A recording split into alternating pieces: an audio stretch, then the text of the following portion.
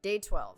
Spent the last 5 days on an endless series of depth tests of Andre's deep diving suit. Guess he doesn't want me to implode on the live stream. I do hope it's giant squid proof though. The mapping drone located a brine pool near where Andre... I'm in and okay. You sure I can't talk you into another test dive at this depth before we stream? Enough test dives. It's not like I'm doing a spacewalk.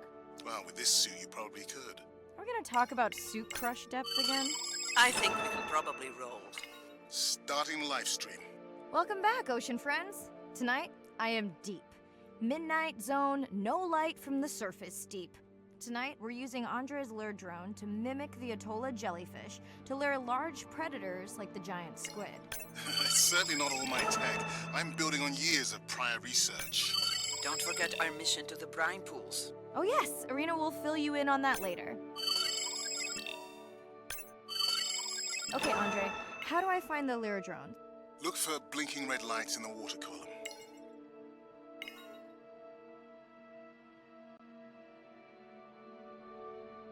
No need to get too close. You can activate the lure from there. Andre, have you done this before? I haven't, but others have. How long until we can expect the lure to attract a predator? It's hard to say. It's a big ocean. But if you lose patience, I would find some real Atolla jellyfish. I have a feedback system set up to improve the lure as you scan them. Of course you do. For those watching, we will be scanning these Atolla jellyfish to make sure Andre's lure matches the real thing. It does, but it can always be refined. Not much confidence in humanity, but plenty in himself.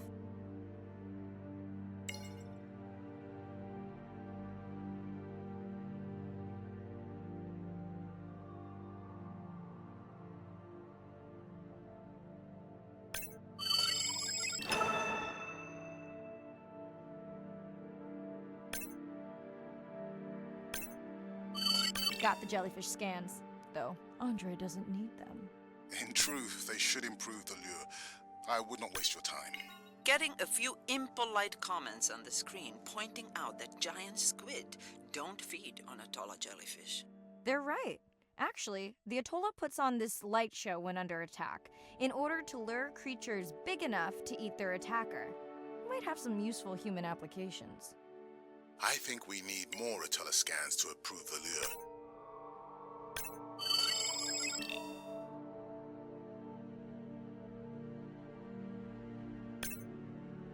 Okay, whose idea was it to live stream this particular dive? I am glad I can't see the comments. I would agree. My grandmother had a saying for times like this. I'm not going to try my grandmother's accent on a live stream, but loosely translated, it means if you get bored waiting for a giant squid, you can always go to a brine pool. That's a pretty specific saying.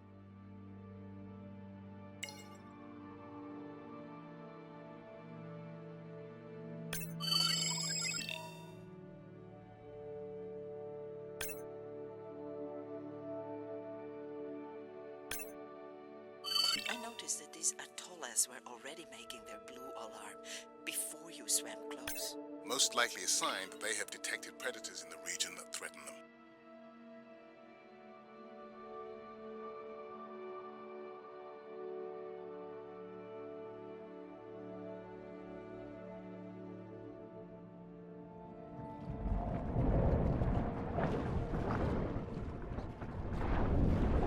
That gave me a chill.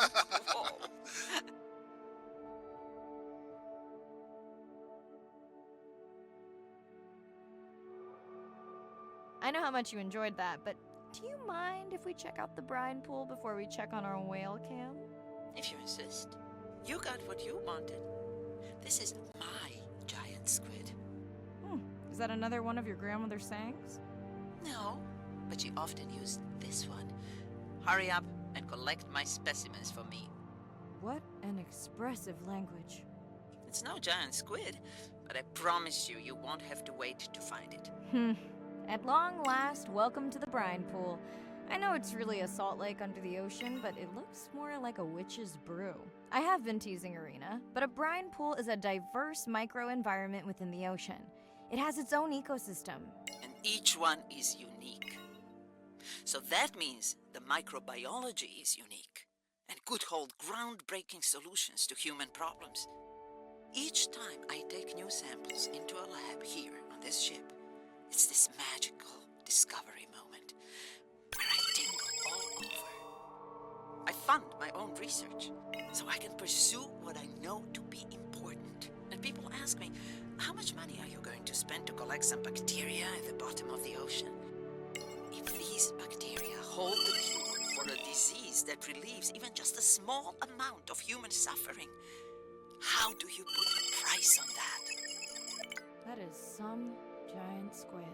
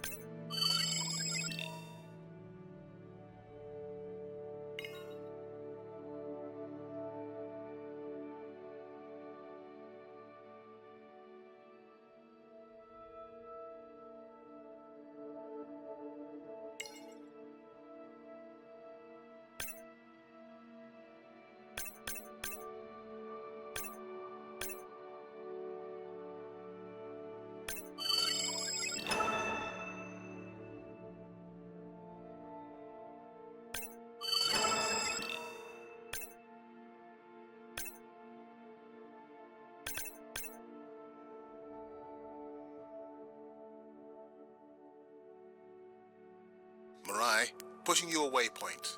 Sperm whales are back on the hunt. Look for the drones. They will seek out the sound of the sperm whales and then idle nearby. We hope that today, Andrea's tech will make it possible to document how a sperm whale hunts the giant squid.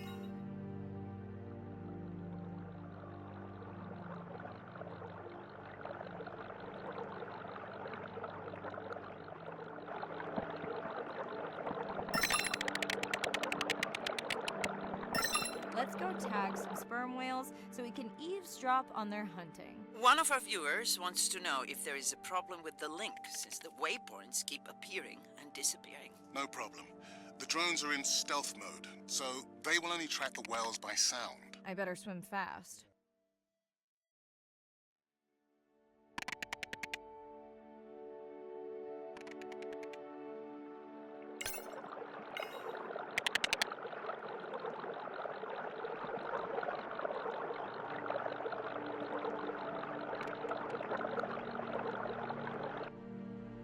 We'll keep good watch over you.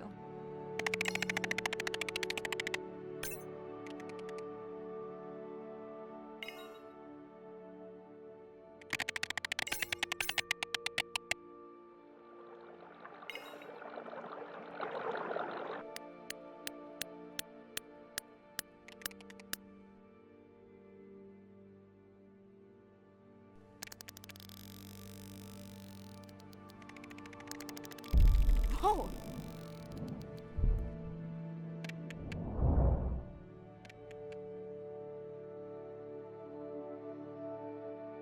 What just happened? I think the squid knocked the camera right off. I had that camera feed in full screen on my visor, and for a second I thought it was lights out for me. Sounds like a good time for the sub to pick you up. Live stream out.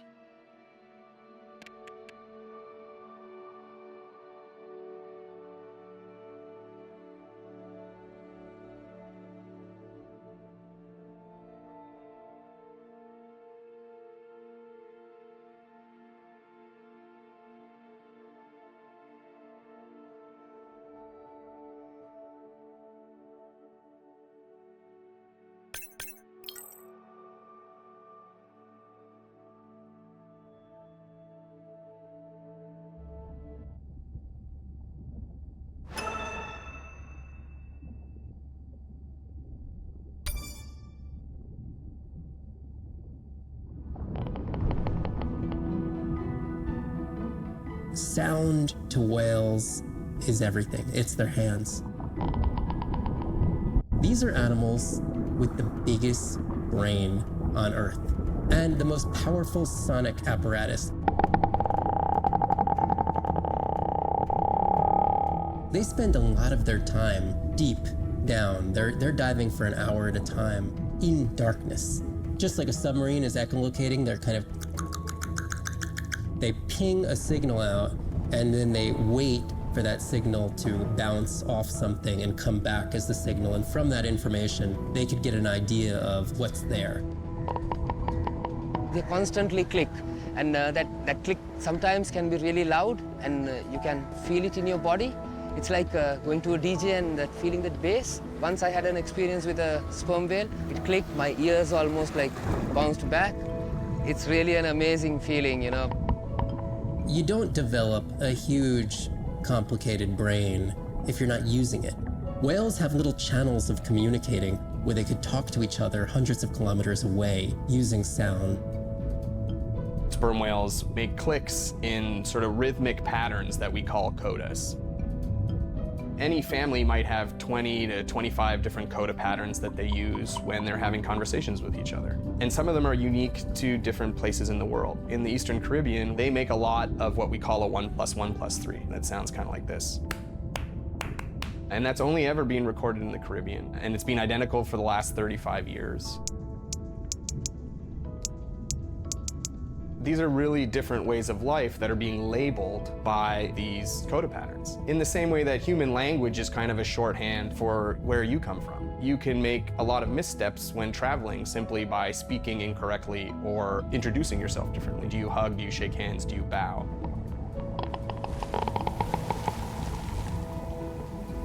And a growing concern has to do with the noise that we're putting into the ocean. Everything we do impacts everything they're doing. The sound is causing high levels of stress in animals like this. No one wants to live at a rock concert. You can imagine trying to have your home inside an arena while some metal band is playing. And that's increasingly what the ocean feels like.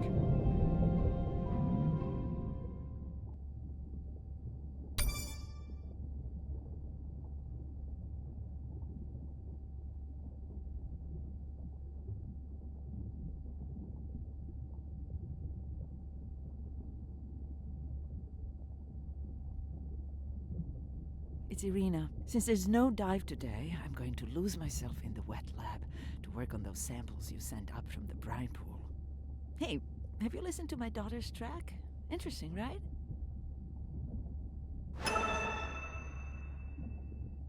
Mirai, remember the tag we found on the turtles?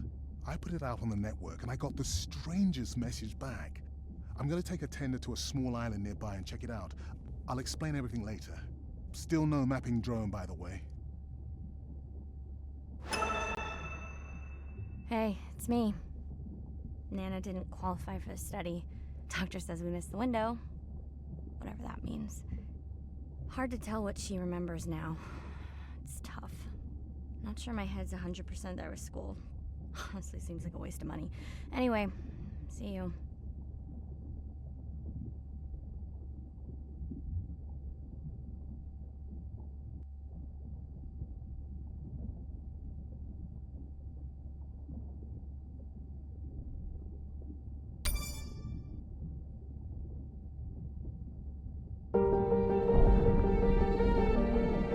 Brine pools are amazing habitat. It's a lake on the bottom of the ocean. And it's this surreal seascape. Chemically, each one of them is unique. These brines undoubtedly contain bacteria, archaea, and viruses that are unknown to science. We know that they're incredibly rich in undescribed life forms. They have the perfect cocktail, the perfect recipe for life. These sites aren't just salty, they can be violent, characterized by eruptions and incredibly unstable conditions. So to live in them, you have to not only be hardy, but you have to be able to endure constantly changing conditions because not one day is the same. The organisms that live there, they undergo a constant biological warfare with each other to dominate the environment, to survive in the system. The biochemicals that they produce to do that biological warfare are applicable to curing diseases like cancer, Alzheimer's. They produce antibiotics and antivirals that can also be used to improve human health. And we drop targets as we go, so we know exactly where we sample. exploring these habitats is absolutely necessary because the metabolic potential there has the capacity to change the way we think about medicine, to change the way we think about antibiotics, based on our knowledge that we gain from studying these incredible environments in the deep sea.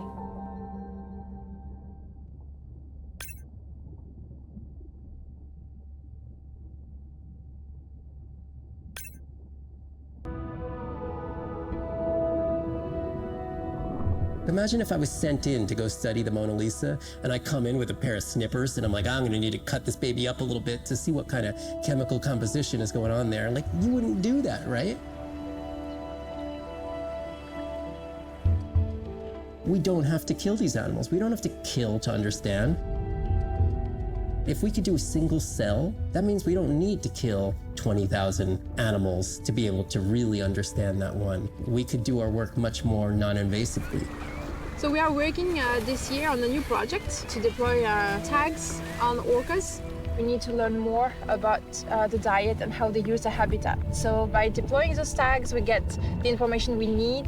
It is the least invasive method. It is suction cups. So it is not a scratch on the whale afterwards, which is something we really like. In the deep sea, we use these like robotic claws from the oil and gas industry that gets you the sample, but this is so archaic. So we've been designing something called squishy robot fingers, which are ways to be gentle when we study the deep sea. But I think we could even take this another level. There's some organism, we quickly encase it. It's like a medical checkup. We give it a swab to get its genome. We image it from all directions. We open it up, the animal goes away, and we have more information than we've ever had before. These animals are Mona Lisas. Our perception of them should change. We should be more delicate.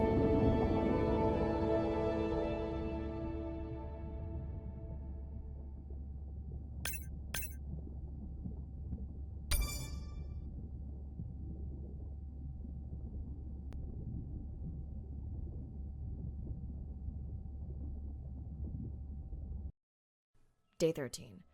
We're in the vents region without a map because of the lost drone. Diving blind, but I know these vents are important to Arena. We tracked a tag from our whale family here. I'm hoping it just fell off, as this would be an unusual place for a whale to be. Andre has the dive suit in safe mode, so I'll have restricted range. I'm in and okay. Remember, no buoys and no waypoints. I put a simple version of the mapping system on your Manta drone. Now, we won't get your feed live, so we'll hear you, but won't see what you see. I really wish we hadn't lost that mapping drone. Relax. You know I've got this. Of course, but we'll keep unnecessary chatter to a minimum to help you focus. Roger that. No chit-chat. Singing's okay, though, right? Arena, how will I know the difference again between a dormant vent and a live vent? Well, the live vents would have 400-degree water streaming out, so that's one way. Check. Wide berth on the live hydrothermal vents. Sorry, I thought my mic was muted. This is a dormant field. No live vents.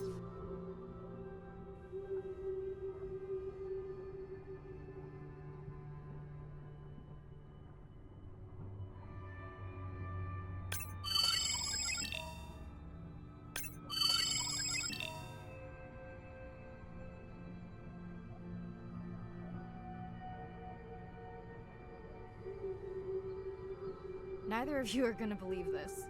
I think I found the mapping drone. Really? No way. Can you scan it to make sure? Scan confirms. I thought you programmed it to track the noise from the miners. I did. I definitely did. Maybe you never committed the change. You were pretty exhausted that night. Maybe. Okay, this dive just keeps getting stranger. How hot did you say that water typically is in a live vent? Is that a joke? No joke. Well, we're down one drone, but discovered an unmapped vent system. Mirai, this is great. I truly believe that these systems are the key to understanding the origins of life. Thank you so much for doing the dive under these conditions. I know we're giving me the silent treatment, but I think I just discovered a new species of octopus. Not sure I can confirm that with just one scan. Sorry, didn't copy that. Actually, that might be the answer. What? To why the drone died. We were talking about the origins of life. My mind won't stop if it can't fit all the pieces together. The mapping drone may have cruised too close to the vent. It's got more delicate equipment on its underside that are not rated for anything close to that temperature. You sound almost pleased. Well, it's better to know the flaws so you can fix them. Irina, did you expect volcanic activity here? Describe, please. Red, glowing. Need more? Mirai, I would give that a very wide berth. Like maybe from your sub.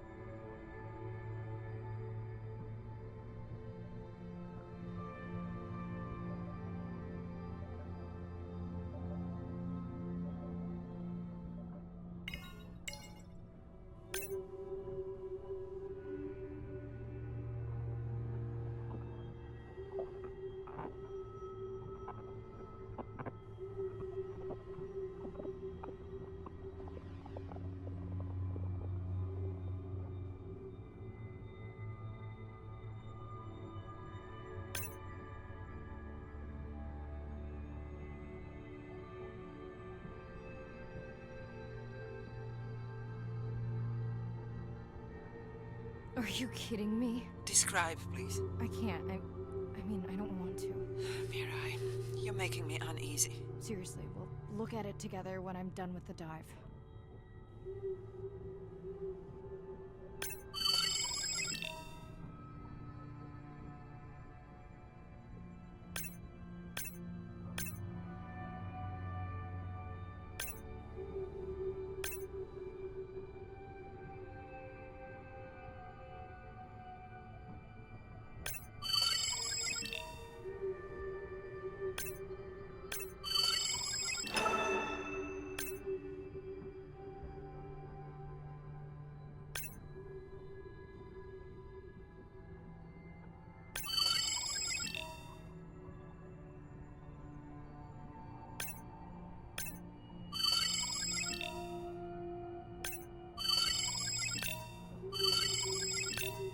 Oh no! What happened to you? Were you sick?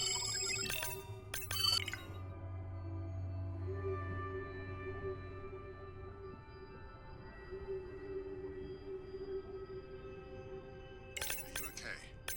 Just getting a few last scans.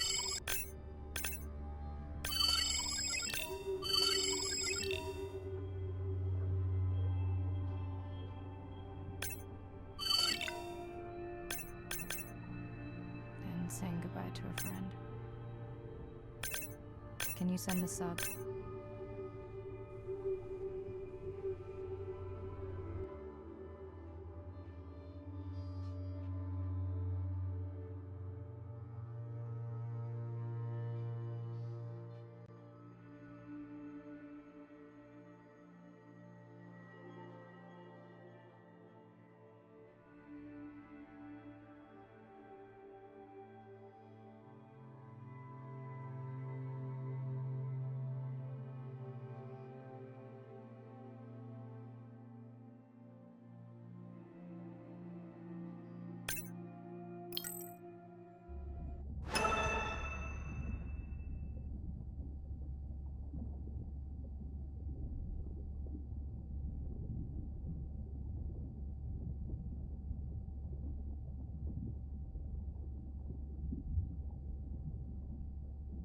We watched the video log from your dive.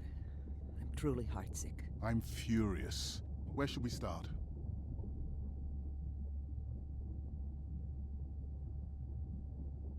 The destroyed vent. I couldn't believe how badly the seabed was chewed up. Vents that might have had a fossil record dating back over 1 billion years. And microbial life that doesn't exist anywhere else on the planet. Who knows what cures we've lost. Your drone's a fallen hero, Andre. I think it spooked the miners before they did more damage. If you hadn't been willing to dive without a map, we would never have confirmed they were actively mining. Who gets the satisfaction of turning them in? We were debating that before you came on.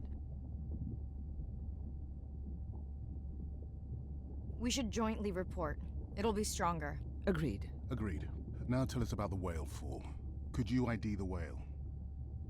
The whale fall was definitely from the baby's family. The tail fluke was intact enough to scan it. But you are sure it wasn't the mother? It wasn't the mother. The ID matched another whale we know from her family.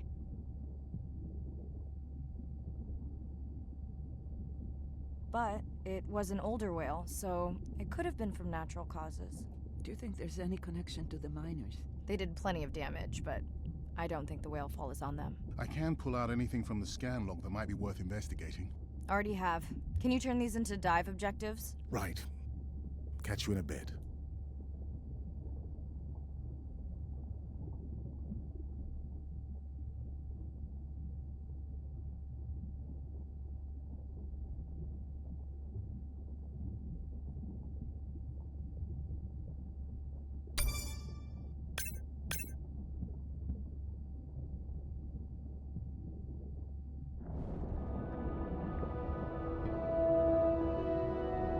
Hydrothermal vents are located on the seabed, often in deep water, but sometimes in shallower water. And they form in areas where new oceanic crust is being formed.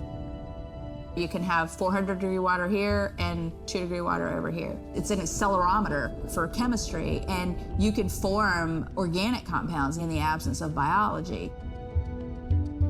Everybody's interested in vents because of the metals, including humans. But the metals are sort of the nuclei for life.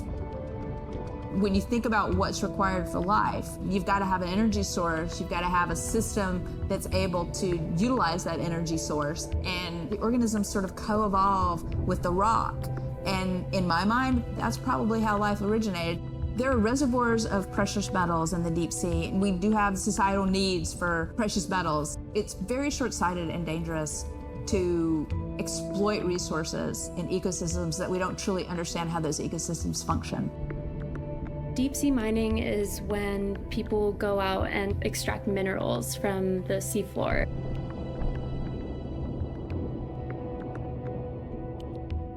People do this because a lot of the minerals that we have on land are actually being depleted, like copper and zinc, so we're looking to the ocean to get those minerals. We want these minerals for solar panels primarily, and we want them for cell phone boards. It's necessary to advance society and get us off fossil fuels. We simply have no idea about the environmental consequences of a lot of these actions that we're taking in the deep sea. We have tended to go for the quick benefit and we'll deal with the consequences later. Well, I think that has caught up with us. We don't know enough right now to effectively, selectively mine the deep sea without catastrophic consequences. The science has always lagged behind the industrialization. I would like for once to see the science ahead of the industrialization and have the science define the limits of the industrialization.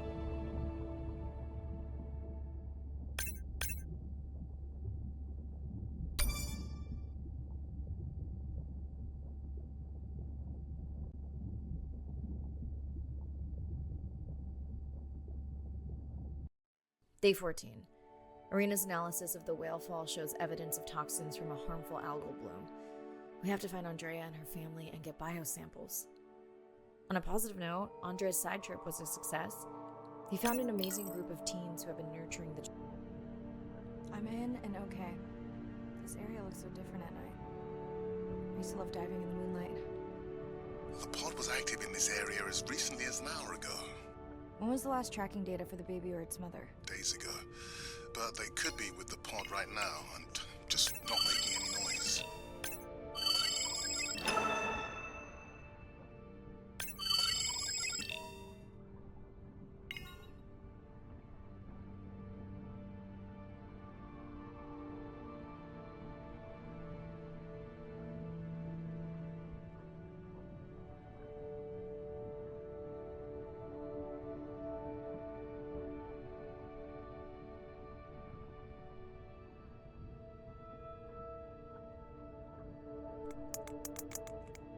There you go, first waypoint.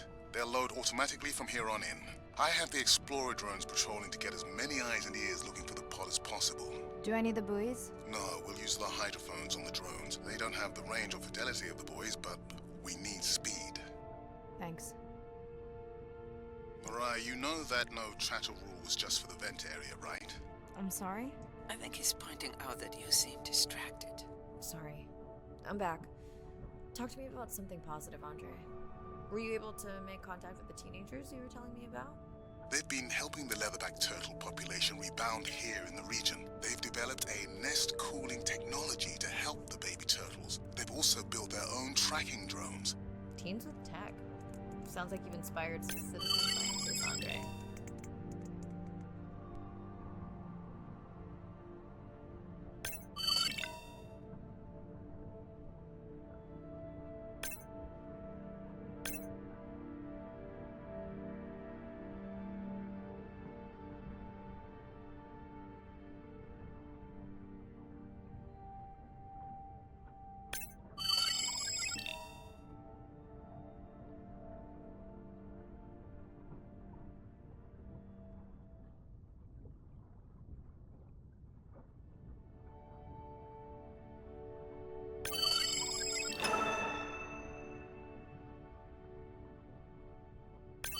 Have you decided whether or not you want another dive back at the brine pool? With everything going on, I really hadn't had the chance to look at the schedule, but I would always say yes to that. Right.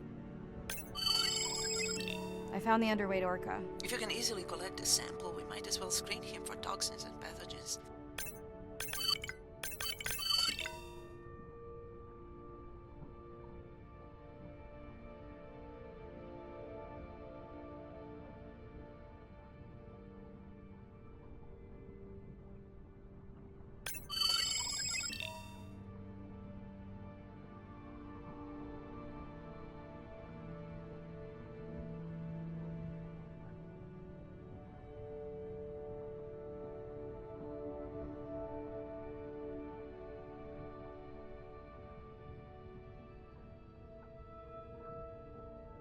I don't remember having dolphins in the dive objectives. I added them because of their role in the disease that hit the dolphin population a few years back. Done. Andre, have you picked up any tags from our pod? No, not yet. I'm going to widen the radius for the explorer drones.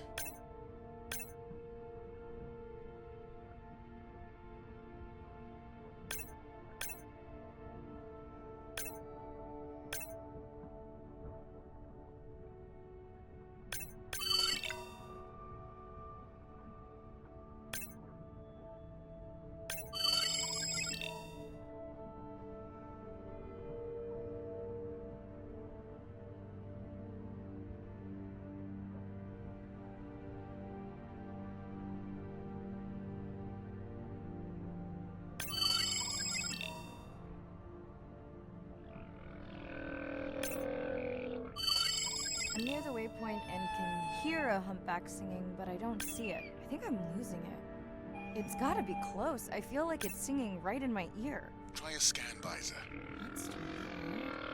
I see a scan dot, but nothing's there. I think the humpback is invisible. Sorry, I'm afraid I'm the invisible whale. I'm definitely losing it. I thought you just said you're an invisible whale. Well, not me. The humpback song I generated. You're at a playback station. It's pretty small on the buoy line, but in the dark you probably can't see the line. Well, it must be pretty authentic. At least enough to convince your drone. Mirai, have you heard back from Ren yet? No. Is Ren okay? Mirai, are you there? I'm not sure. Pardon? I meant about Ren. I don't know. We had a fight right before I left the sub. Do you want to call her now? I can patch you through. Seriously? Here? Well, I have to watch your video feed for safety, but I can mute your audio track for privacy. Wow, I've never talked to her while I was diving. No, I'll wait for the sub. Okay, Mariah, you're on. The drone on the outer patrol just picked up several sperm whales on visual. Thanks. No sound alerts at all. They're being awfully quiet.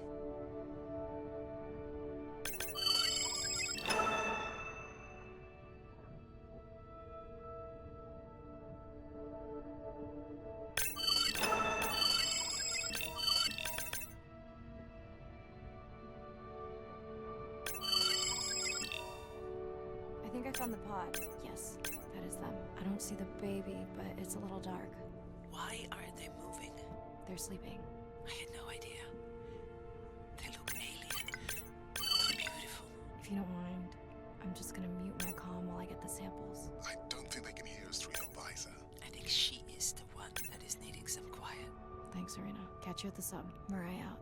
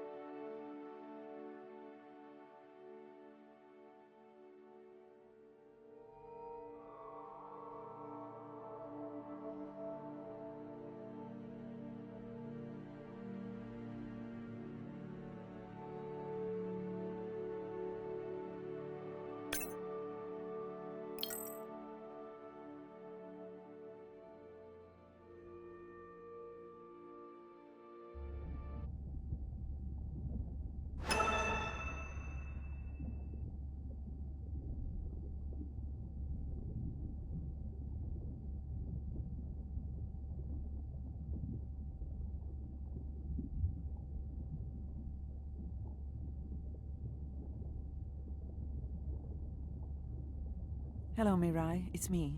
I don't see a sample from either the baby or the mother. Andre said you were going back out to look for them. I know you are still deciding, but I told him you're thinking about leaving the expedition early. As soon as I have results, I'll let you know. Marai, I think I have a location for the mother and baby. They were spotted just outside the research zone by those teenagers I was telling you about. Now, I don't have much data, but the report doesn't sound positive. I'll let Irina know as well. Hello?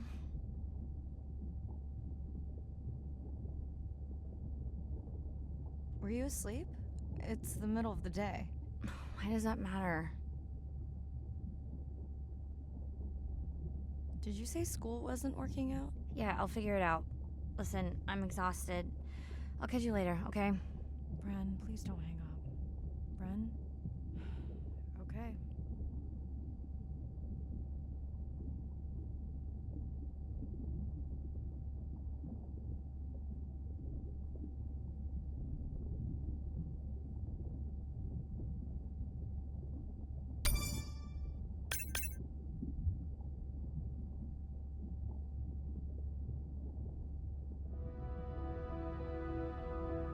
I study things that are beyond their wildest imaginations, and that I see things that are brand new to science and to people and to humanity every day.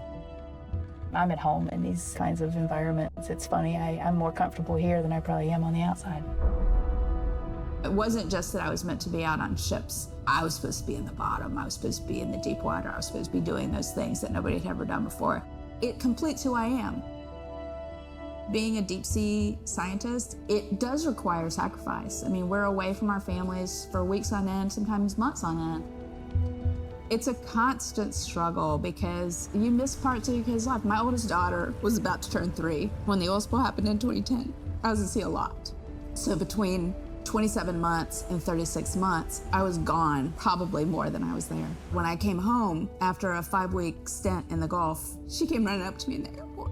She had transitioned from a toddler to a little girl, and the little girl was gone, and there was this other person there, and you don't ever get that back. It was a decision. I was just like, okay, I'm gonna miss transformations, I'm gonna miss really important things. Is it worth it? I had talked to her class about the ocean, and one of her friends said something to her, and she responded, you know, my mommy, she's the ocean doctor. The ocean is sick, and she's trying to make it better. She couldn't even say important. She's like, it's really important. But she understands that it's an important job. Every time before I leave, I say, my most important job on this planet is being your mother. But this is part of me too.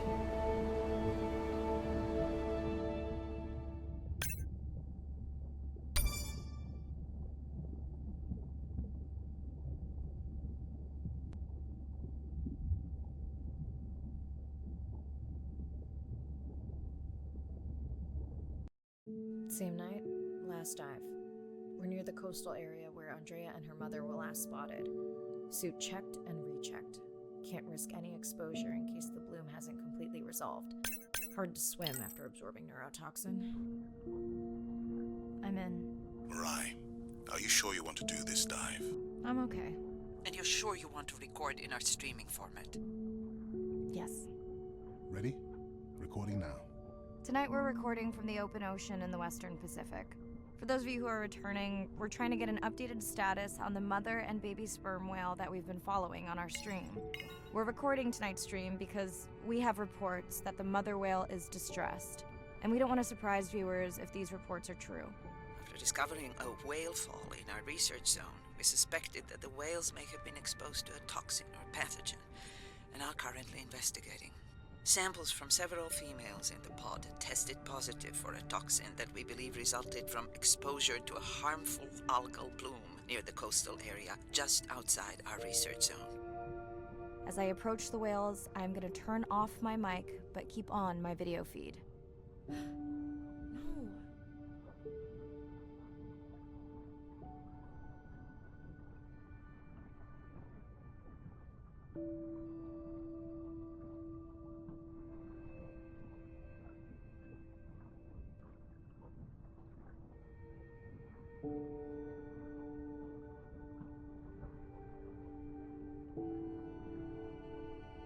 The whales that we tested showed low level of this toxin, so we do not believe they will suffer from long-term effects.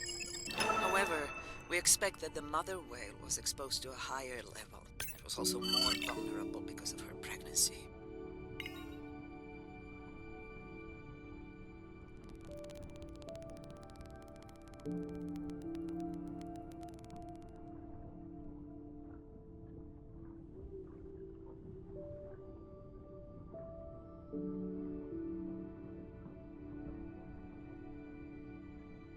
Andre, those orcas sure look like they're threatening the baby whale.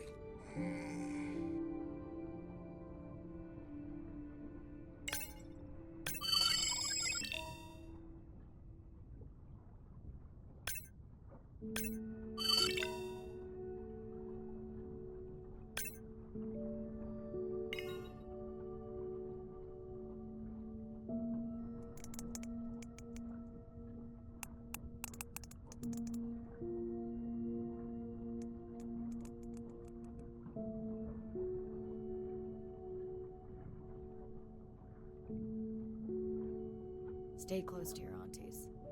They know the way.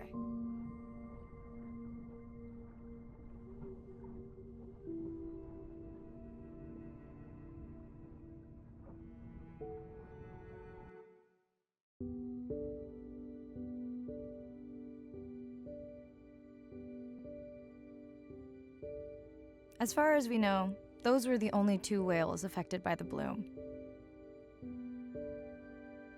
With all of Andre's technology genius, he still hasn't invented a way to be in 2 places at the same time. Before my flight home landed, Irina and Andre had already confirmed the location of the harmful bloom. I stayed close to home with Nana until she passed the next year. Ren moved in with me to save money while she finished school, which was great. Mostly. It was Ren's idea to keep the live stream going remotely using one of Andre's drones. But it was my fabulous idea to have Ren join the stream to choose the questions from the audience. She is definitely a hit. I can't lie. It's great to be diving again.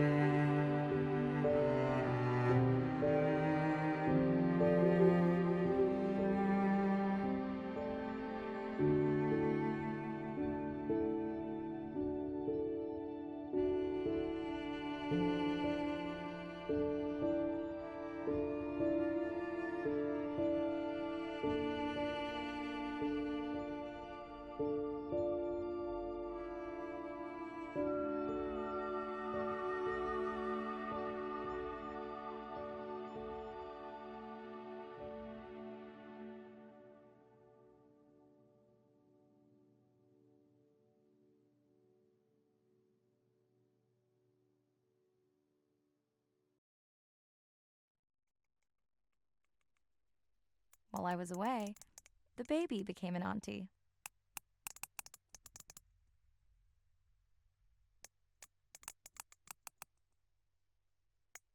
I think she likes it.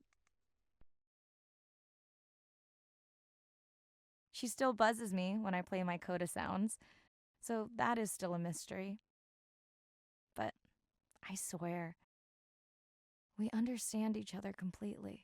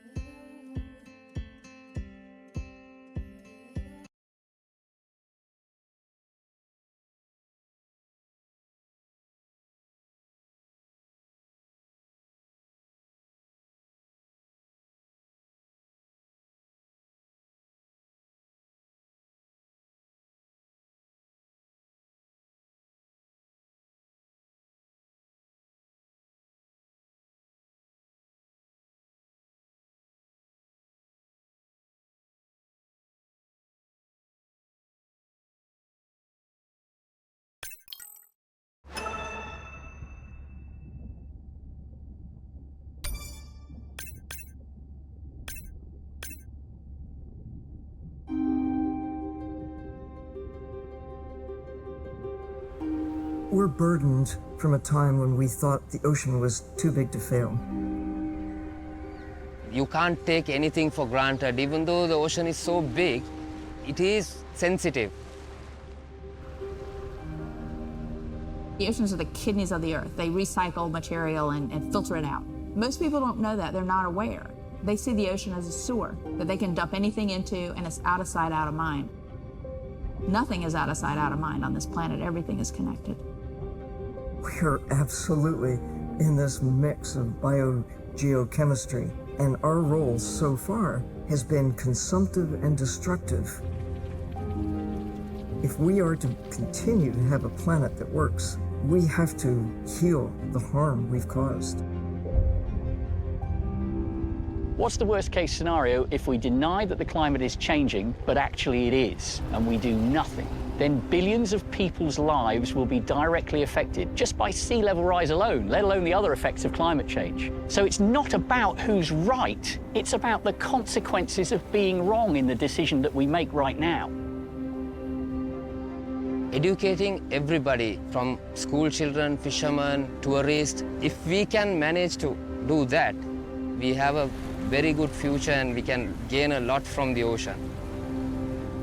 If we could establish the foundation for interspecies communication, we could make first contact. And that's where I hope the future goes. Because what we really want is curious, conscientious, and a self-correcting population. You changing can affect all the people around you. To walk instead of drive, to buy a hybrid, to ride a bicycle, to not use single-use plastic. Imagine if everybody did that. The effect would be tremendous. We do have the power of choice about what we eat, what we wear, how we travel. All of the things that we do in an everyday way, times 7 billion, will make all the difference in the world. We must protect the ocean as if our lives depend on it, because they do.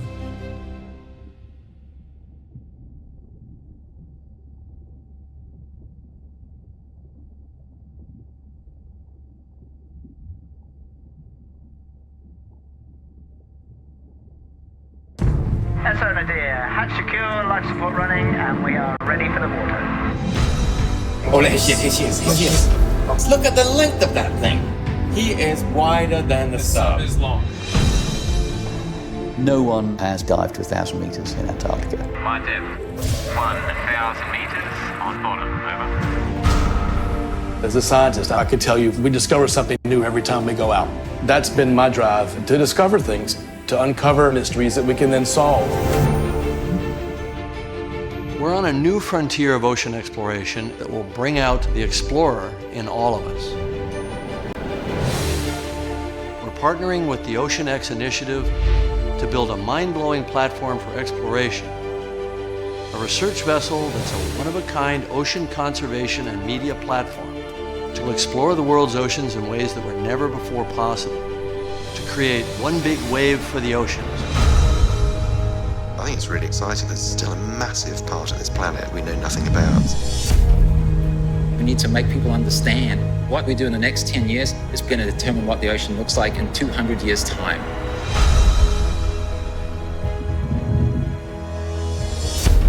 Audiences glued to Blue Planet 2 have been starkly reminded of the problems of plastics pollution. 50 years ago, Jacques Cousteau and the Calypso managed to capture our imagination. Somehow we lost that moment. We have to get back that personal connection to the sea. The greatest era of exploration is still ahead of us. Exploring the ocean can help provide a piece to the big puzzle.